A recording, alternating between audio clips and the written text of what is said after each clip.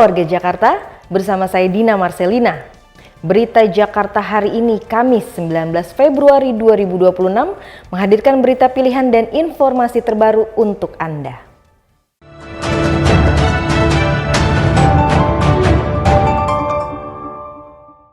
Warga Jakarta, sebelum kita ke berita utama berita Jakarta hari ini, dari meja redaksi telah kami siapkan 3 berita pilihan dari website beritajakarta.id berikut ini. Satpol PP DKI Jakarta meningkatkan pengawasan di 43 titik rawan tawuran selama bulan Ramadan.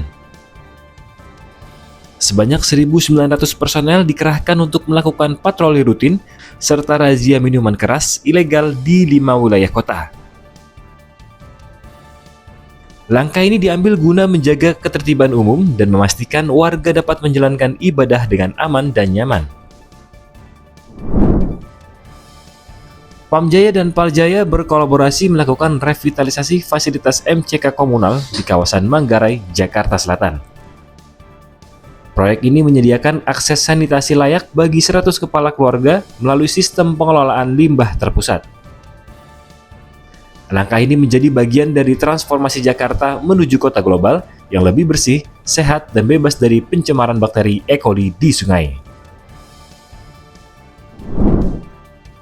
Selama bulan Ramadan, PT Transjakarta memberikan kemudahan bagi pelanggan untuk berbuka puasa di dalam bus maupun halte. Penumpang diperbolehkan mengkonsumsi air minum dan makanan ringan dengan durasi maksimal 10 menit setelah azan maghrib. Pihak Transjakarta mengimbau warga untuk tetap menjaga kebersihan area layanan demi kenyamanan bersama selama perjalanan.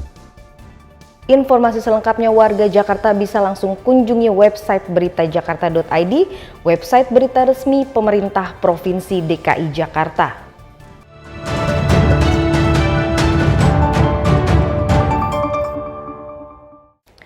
Kita beralih ke berita pertama berita Jakarta hari ini. Satu kata untuk Satpol PP DKI Jakarta, keren. Nggak cuma melayani warga Jakarta, Satpol PP juga menunjukkan langsung aksi kepeduliannya terhadap warga Jakarta. Jadi nggak cuma sekedar membantu memperbaiki rumah penyandang disabilitas, tapi mereka juga ikut patungan loh untuk membiayai pembangunannya. Langkah ini mendapat apresiasi dari Wakil Gubernur DKI Jakarta Rano Karno yang datang langsung ke lokasi untuk melakukan peletakan batu pertama. Wakil Gubernur DKI Jakarta Rano Karno mengapresiasi Satpol PP DKI Jakarta yang menjalankan program sosial bedah rumah bagi duafa penyandang disabilitas di Kelurahan Kapuk, Cengkareng, Jakarta Barat. Seluruh biaya pembangunan berasal dari urunan atau donasi mandiri para anggota Satpol PP DKI Jakarta. Rumah seluas 33 meter persegi yang sebelumnya tidak layak huni tersebut akan dibangun ulang menjadi 2 lantai. Fasilitas ini nantinya akan menampung 3 kepala keluarga dengan 8 jiwa. Selama proses pembangunan yang ditargetkan rampung pada April mendatang, pemilik rumah difasilitasi untuk mengontrak sementara di lingkungan sekitar. Nah, jadi artinya saya berterima kasih dengan Satpol PP. Mudah-mudahan kegiatan ini bisa bergerak kepada dinas-dinas yang lain. Mungkin inti seperti itu. Sementara Kepala Satpol PP DKI Jakarta, Satriadi Gunawan, menjelaskan ini merupakan program humanis yang akan dilakukan di setiap wilayah kota dan kabupaten. Selain bedah rumah, dalam acara tersebut, Satpol PP DKI juga memberikan bantuan berupa unit AC untuk musola sekitar, serta melakukan kerja bakti pembersihan saluran air. Tim Berita Jakarta melaporkan. Kita beralih ke berita selanjutnya. Bangsa yang besar adalah bangsa yang tidak melupakan sejarahnya. Pemerintah Provinsi DKI Jakarta berencana memasukkan sejarah dan budaya Betawi ke dalam materi muatan lokal di seluruh sekolah ibu kota. Kita sebagai generasi muda Jakarta nih nggak boleh kehilangan akar budaya dan juga harus tahu perjuangan tokoh-tokoh Betawi dalam sejarah kemerdekaan Indonesia.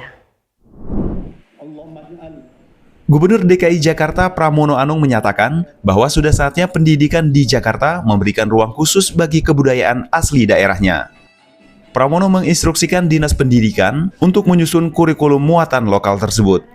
Ia menilai adalah sebuah ketidakadilan jika siswa di Jakarta justru tidak mengenal secara mendalam budaya Betawi yang menjadi identitas kota global ini. Sebenarnya nggak adil kalau kemudian kita di Jakarta tidak ada pendidikan muatan lokal Betawi. Dan untuk itu saya akan meminta kepada Dinas Pendidikan untuk mempersiapkan itu. Tak hanya kurikulum, Pramono juga meminta Dinas Kebudayaan dan Sekretaris Daerah untuk menyusun buku khusus yang berisi sejarah dan informasi lengkap mengenai tokoh-tokoh Betawi untuk menjadi pegangan turun-temurun agar jasa para tokoh Betawi dalam proses kemerdekaan tetap teringat oleh generasi mendatang. Gagasan ini pun mendapat dukungan penuh dari Majelis Kaum Betawi. Lembaga Kebudayaan Betawi disebut telah menyiapkan konsep yang akan disinkronisasikan dengan program pemerintah provinsi. Dengan adanya dorongan dari Pramono, proses integrasi budaya Betawi ke dalam dunia pendidikan diharapkan dapat segera terrealisasi.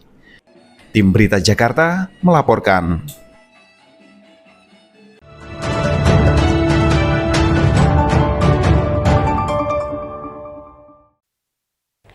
Kita ke segmen Info Jakarta. Ada informasi nih untuk warga Jakarta, khususnya pengguna Transjakarta. Mulai Sabtu 21 Februari 2026, layanan Transjakarta rute 4D Pulau Gadung Kuningan tidak lagi melayani halte Setiabudi dan Kuningan arah Pulau Gadung. Layanan dialihkan ke halte Halimun untuk kedua arah. Informasi lebih lanjut, warga Jakarta bisa langsung pantau melalui aplikasi TJ Transjakarta untuk merencanakan perjalanan Anda.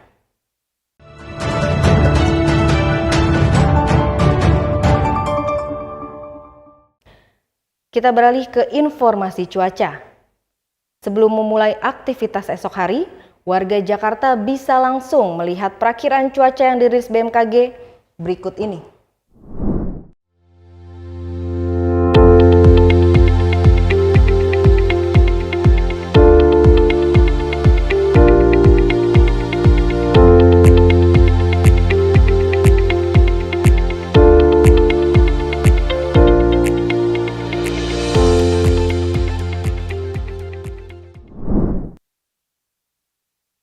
Demikian program Berita Jakarta hari ini. Saya Dina Marcelina dan tim redaksi yang bertugas pamit undur diri. Menyongsong 5 abad Jakarta, jati diri Indonesia, megapolitan dunia.